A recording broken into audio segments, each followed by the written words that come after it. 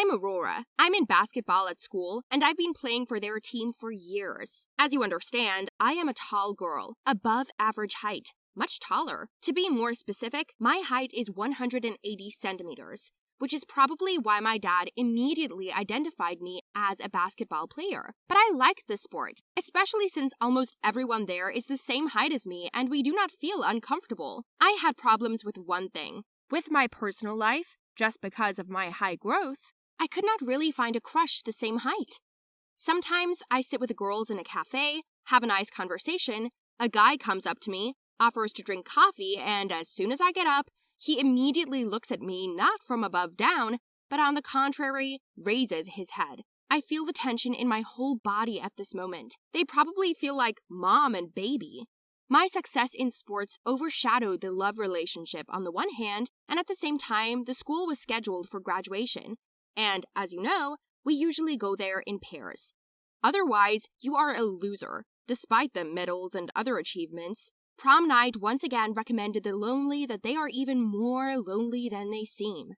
My classmates mocked me, shouting that only a pole would fit me in a pair. I took it evenly, because it was pointless to get angry with them. So, one day, I was sitting in the backyard of the school after school, talking to my aunt on the phone. Then Rick walked past me, a freshman from the class. Rick was a very smart guy. I would even say witty. He responded with sarcasm to the stupid humor of the jocks in the class, was cute on the face, and treated us with respect. Fairy tale, right? But there was one thing. He was a midget. His height is 120 centimeters. From my height, it seemed very small, so we tried not to stand in the background of each other. So, Rick came up to me and asked me who I was chatting with, and I was surprised at first by such impudence. I was quite comfortable sitting alone, but it was rude to shave it off. We struck up a simple conversation. Then he asked me how unpleasant it was to hear jokes about height, suggested that I punch the most ardent of my classmates between the legs so that he fell from the pain and Rick could hit him in the face. It made me laugh. In fact, he exaggerated. He was not so small that he could not reach the waists of the boys, but I liked the fact that he treated himself with self-mockery and knew how to laugh. We said goodbye, and I went home. The next day at school, there was an important exam in literature. I prepared properly so as not to embarrass myself. The teacher said that we should split up into pairs and recite Tatiana's letter to Onegin and Onegin's letter to Tatiana by heart. I volunteered first, and Rick came out with me. "Here's Tyrian and his Shia," one guy, Robert, said nastily, and then threw $1 at us and said he was buying our intimate private scene. If you haven't watched this series, there was a midget character in Game of Thrones. He was small and dated a slutty girl named Shay, who was his mistress. I was about to just ignore this fact, and before I could digest the situation, Rick ran up to Robert at full speed, jumped on the desk, and hit him in the face with all his strength. Robert fell from the chair to the floor, then stood up and swung his fist. "Lannisters always pay their debts," Rick said. The teacher furiously took both of them by the ears and led them to the principal's office. There was silence in the classroom, and everyone was in shock, including me. My friend Rose asked me on the phone that night if she was missing anything, suggesting that I was in a relationship with Rick. I laughed into the phone and said he was just a nice guy, but we weren't right for each other. In case you haven't noticed, I'm 60 centimeters taller than him, so he's shoulder high, I said. Rose laughed and said she was joking. No one else talks about the incident. Even Robert shut up for a while. The girls and I started thinking about what to wear to prom, which dress to choose, but I didn't know if I would go there at all. I didn't want to be alone. The girls reassured me, saying that there was still time and I would definitely find someone. That same evening, I received a message. "I need to talk. I'll meet you at the cafe at 7. Rick," he wrote to me. I was intrigued, but without thinking, I packed up and went to the designated place. To be honest, I was very surprised, because I had not noticed such a cozy cafe, a place for two, before. Rick was already waiting for me at table 3. All this was incomprehensible to me. What does he want? It wasn't until later that I realized it was a friendly meeting. "Do you know why Robert is bullying us? Because he has an inferiority complex. I hope you don't take his words to heart," he said. It was strange, but he always appeared in my life when I was sad. A coincidence? I don't know. We had a very nice evening. Rick was a well-read guy. He made a lot of jokes and told a lot of stories about his life, including how he was walking past an orphanage and a woman came up behind him, hit him on the ass, and told him not to run away from there again. And sometimes people came up to him from behind at the train station and shout, "Where's your mother, baby?"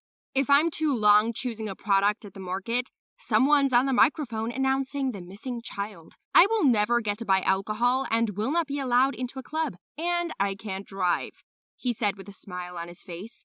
I also told a couple of stories about how I broke a chandelier at a friend's house. I just didn't notice it and blew it off with my forehead. Then I remembered how in the store I was confused with a mannequin by a saleswoman, trying to take off my clothes when I stood and looked at the clothes. I always get people in the market products from the top shelves, all the pants I buy are short, and my feet are bigger than my father's. This is how we shared our internal complexes. Then I told him that I really wanted to learn how to drive a car, because it's not very convenient for me to ride public transport with my head bent. As soon as I said that, he paid the bill, called a taxi, and left without question. We arrived at his house, and he hauled a car out of the garage and told me to get behind the wheel. I had a lot of questions in my head, but Rick said he was going to teach me how to drive. I resisted at first, but then I got in, started the car, and under strict guidance, crashed into the first post. I dented the car a little, smashed the headlights, and broke the bumper. It all happened very quickly, and my hands were shaking with fear. What will happen now? We both sat there in shock, but Rick didn't even get angry. He said in a calm voice that he would handle everything himself, called me a taxi, and I went home. The next day, we met at school, and Rick was sitting at his desk with a black eye, which I guessed was probably caused by his father's broken car. He smiled at me and said nothing. After school, we walked together to my house, and I learned more and more about it. He was an incredibly intelligent and interesting conversationalist.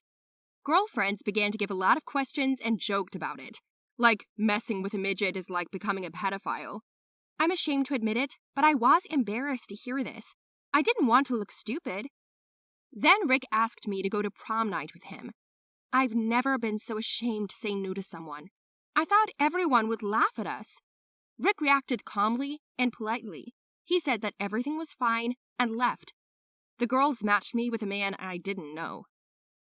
I had to go back to my usual lifestyle, sports, school, home, and nothing else.